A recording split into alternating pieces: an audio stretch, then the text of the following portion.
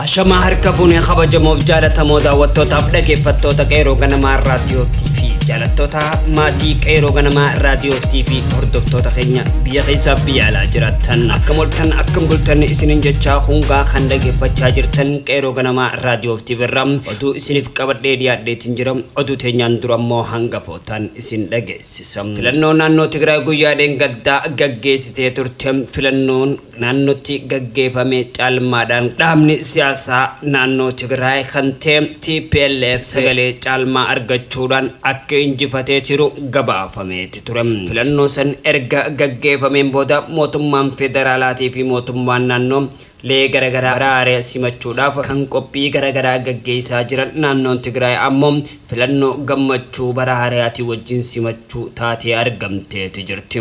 Godina Harargee baha Oromiyaatti magaalaa Dirreedawaatti ona afran qalloo tan taate ganda Laga Harree yookaan Araddaa Duwwaa 8 ganda Guggubaa keessatti naannoo Masgib Bilaalitti fincilli diddaa xumura gabrummaa qeerroof qarree daa'imman xixiqqaa umriin isaanii 7 hanga 18 jidduutti argaman sagalee dhaadannoo dhageessifachaa oolaniiti jiran. Hiriirri kun guyyaa arraantanaa daa'imman xixiqqaa kan gaggeessaa jiran wayita ta'uu dhaadannoo muummee ministeera Dr. Abiy Ahmad aangoo gada haadhiisuu hidhamtoonni siyaasaa bilisaan gada haadhiifaman mirgi dhala namaa nuuf haa eeggamu jechuudhaan hiriira kanarrattis dhaadannoo isaanii dhageessifachaa akka oolantu dhaga'amee jira.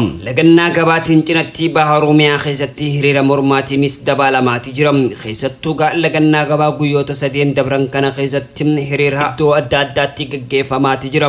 Akka fakkeenyaatti aanaa Dirree Xayyaaraa Hassan Geefi akkasumatti illee magaalaa Kombolchaaf magaalaa Dirree Dawaattis guyyaa arrantanaa hiriira mormii ganna gabaatis dabalaa akka jirantu dhaga'amee jira. Mootummaa kana ganna gabaatiif hiriira mormiitiin daran mootummaa kana irratti xiyyeeffatanii hiriira jibbaa fi mootummaa kana akka barbaanne sagalee isaanii dhageessifachaa jiraachuun dhaga'ameeti jira. Koronaa vaayirasii namoota biyyoota addunyaa kana keessatti galaafate keessaa biyyoota 188 facee wal gahuu dhaga'ameeti jira. Akka dhaabbanni idil addunyaa kan fayyaa gabaasetti vaayirasii koronaa erga labsamee ji'a boodatti hanga ammaan tana saffisaan dabalaa jira jechuudhaan dubbachaati jira. Hanga ammaan tanaatti namoonni lubbuu isaanii dhaban gara namoota 900 olitti akka siqaa jiru dhaga'ameeti jira. Tole kabajamoof jaalatamoo daawwattootaaf dhaggeeffattoota qeeroo ganamaa raadiyoo TV kun biyya keessaa biyya alaatti oduulee hangafoota isaaniiti. Bal'ina oduutti isin dabarsa oduu har'aa waliinis anoobsaa Ridwaanii bal'ina oduu teenyaatti wajjin turtii gaarii.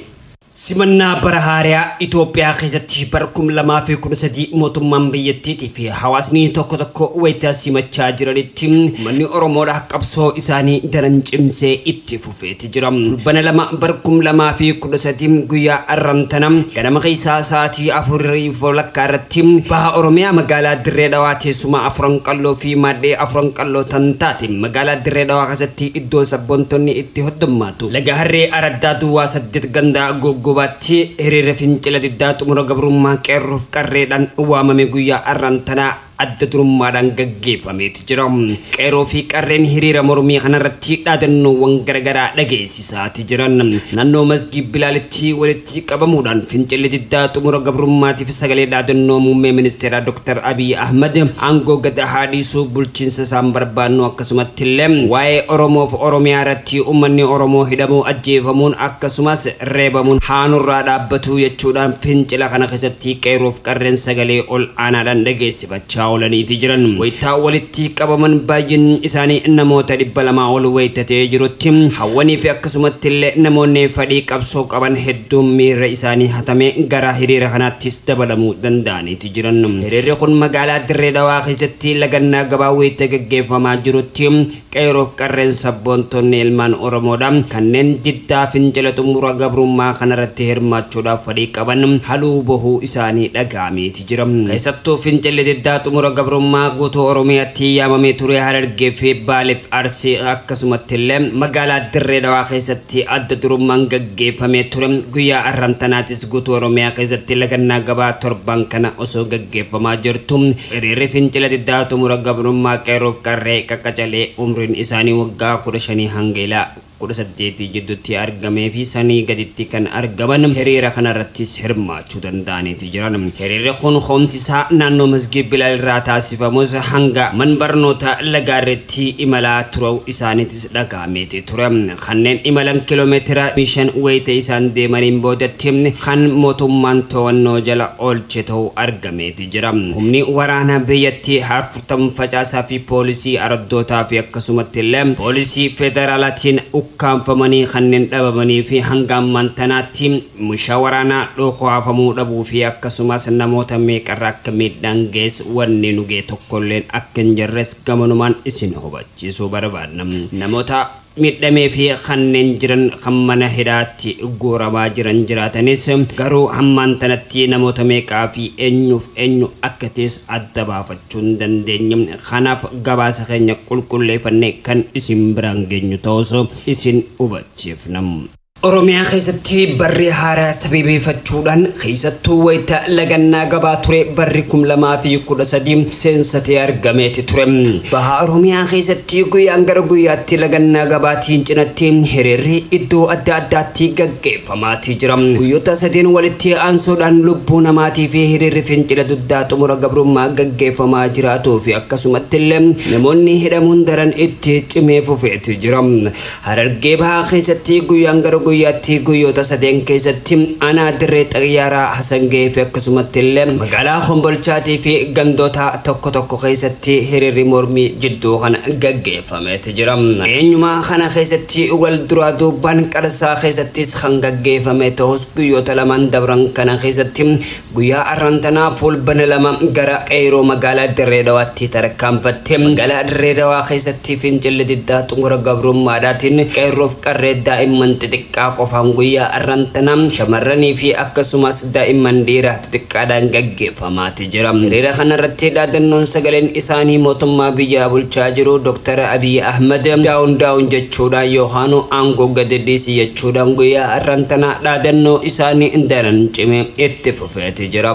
Daa'imman kun barreeffama qabachuudhaan karaarratti deemanii wayita deemaa turanitti namoonni miira hawwii qabsoo qaban itti dabalamuudhaan baay'inni lakkoofsa gara namoota 50 jalqabe gara namoota 200tti ol guddachuu danda'aniiti jiran. Qeerroof qarreen daa'imman xixiqqaan kun sagalee wayita dhageessifachaa turanitti naannoo Masgii Bilaal irraa ka'uudhaan ganda Guggubaa Jaamurraa hanga naannoo mana barnoota Lagaarree sadarkaa 1ffaa fi 2ffaadhaan daandii guddaa gara magaalaa Koonil nama geessutti yookaan Kaziiratti nama geessutti akka ol dhufan dhagahameeti jira. Hiriirri kun wayita Lagaarreerraa gaggeeffamaa turetti yeroodhaan gara yerootti lubbuu namoota hedduu gandoota kana keessattis dadhabaa turuun keenyas ni yaadatama. Kanaaf guyyaa arrantanaattis dhaadannoo qeerroof qarree magaalaa Dirree Dawaatti gaggeeffamee jiraatus magaalota adda addaa keessattis daran itti cimee gaggeeffamuu qaba jechuudhaan qeerroof qarree waamichas dhiyeessaati jiran. Lagannaa gabaatiin cinatti guyyaa arrantanaa magaalaa Dirree Dawaa keessatti akkasumatti illee Harargee Bahaa ana dirree xayyaaraatii fi Kombolcha keessatti guyyaan gara guyyaatti lagannaa gabaatiin cinatti hiriirri gaggeeffamaati jira. Miseensi poolisii federaalaa nama 4 ajjeesee to'annoo jala ooleeti jira. Magaalaa Finfinnee keessatti miseensi poolisii federaalaa nama 4 rasaasa itti dhukaasee ajjeesuun shakkamee to'annoo jala ooluu koomishiniin poolisii federaalaa beeksiseeti jira. Miseensi poolisii federaalaa Gargarsaa Ilquun Makii Jaamuu Jimmataa fulbana takka bara 2013 lakkoofsa Itoophiyaatti magaalaa Finfinnee kutaa magaalaa Ekkoo iddoo Carcar Googis Jaamutti yakka kana raawwachuun poolisii magaalattii gabaaseeti jira. Shakkamaan kun battalatti to'annoo jala oolee Polisi federala kun gabaasee jira. Gabaasa komishinii polisii Finfinnee fuula Facebook isaarratti baasee irratti suuraan polisii yakkicha raawwachuun shakkamee fi qawween inni ittiin dhimma bahe maxxanfameeti jira. Ka'umsi yakka kana wal dhabdee haadha warra isaa waliin uumameen akka ta'e dubbii himaan polisii federaalaa obbo Jailan Abdii waabeeffachuun komishiniin polisii Finfinnee gabaaseeti jira. Miseensi polisii kun haadha warra isaa waliin ganna lamaaf waliin jiraachuu fi torbee lamaan dura wallabdee uumameen isiin gara maatii isii deemuun obbo Jeelaan himaniiti jiran. Poolisichi qawwee kilaashinkoof hojiif hidhatee qabachuun gara qe'ee maatii haadha warraa isaa erga deemeen booda maatiin haadha warraa isaa keessaa haadha abbaa deenaa abbaa warraa obbolootatii fi hojjettuu manaatti dhukaasee ajjeeseeti jira. Poolisiin ragaa barbaachisaa walitti qabatee dhimmicha qorachuu akka eegalee fi battala qorannoo xumurameen himata irratti banamaa jaamuudhaan poolisiin gabaaseeti jira. Koomishiniin poolisii federaalaa gochi miseensi poolisichaa raawwate koomishinicha kan ibsu miti jechuudhaan balaaleffateeti jira. TPLF filannoo naannoo Tigraay mo'ateeti jira. Filannoo biyyaalessaa kan Itoophiyaatti gaggeeffamuuf jiraatu baranaa sababa COVID-19 fi sababoota garaagaraatiin gara filannoo yeroo hin beekamnetti dabarfameeti ture. Garuu naannolee hunda keessaa kan filannoo irratti cichee gaggeessaa jiru naannoo Tigraay wayita ta'uu guyyaaleen gaddaa. Filannoo naannoo Tigraay fulbara 9/2012 gaggeeffameeti jira. TPLF sagalee ol aanaa argachuudhaan mo'ateeti jira. Koomishinii filannoo naannoo Tigraay obbo Muluu Warqii Kindaa Maariyaam akka dubbatanitti biyya keessatti filannoo hedduu argachuudhaan TPLF mo'ateeti jira jechuudhaan dubbateeti jira. Bu'uuruma kanaan teessuma mana marii naannoo Tigraay bara kana 190tti ol guddatee keessaa 152 TPLF kan qabaatu yoo ta'u kana hafan keessumaahu barcuma 38 ammoo TPLF dabalatee paartiilee mormituu deebi'anii kan adda qoodatan ta'us jeeti jira. Murteen akka filannoo mana marii keessatti bakka bu'ummaa argatan gochuudhaaf taasifame saniinis teessuma 38 hafee TPLF deebi'ee paartiilee mormitootaa waliin qoodachuuf akka hin dorgomne waliigaluuf mariin gaggeeffamaa jechuudhaan dubbatamaati jira. Filannoon naannoo Tigraayitti gaggeeffame TPLF olaantummaan argatus garuu filannoo kanaan booda naannoo Tigraay keessatti filannoo wayita gaggeeffatte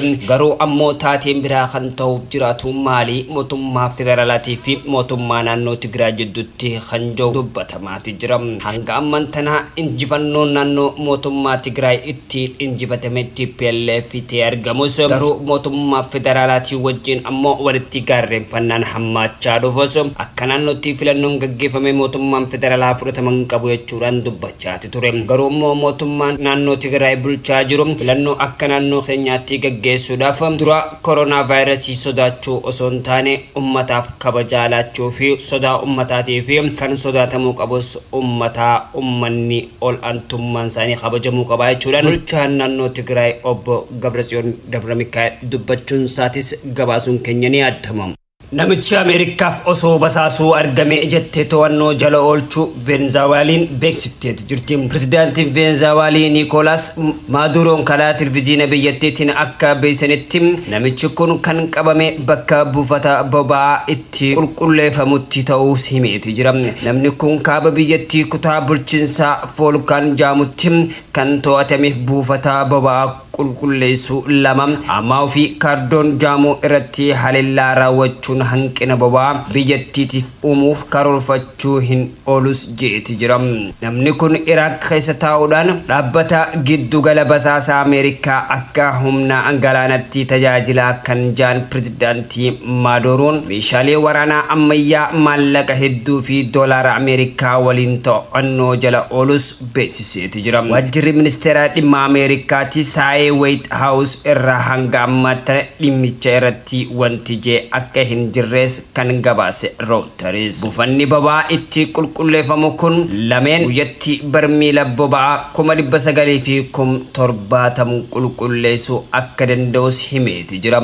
Paartiileen mormitootaa biyyattii garuu bulchiinsi badaa fi suphaa dhabuun rakkoo buufatichaa akka ta'es qeeqaati jiru.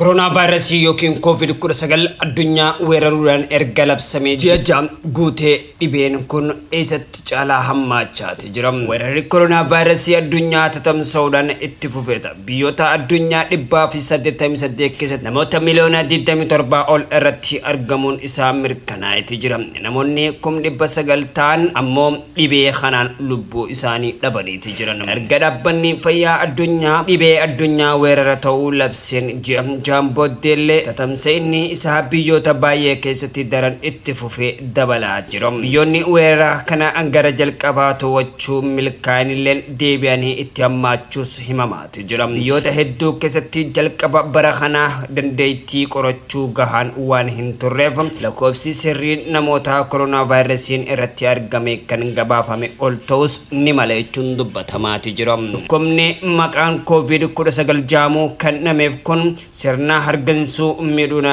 ho'a qaamaatii fi qufaa gogaa eegaleen torban tokkoon booda hafuura namatti qotojee argamaati ture. Dhaabbanni fayyaa addunyaattis koronaa vaayirasii dhibee addunyaa weerara yookaan pendaamik jechuudhaan labseeti jira.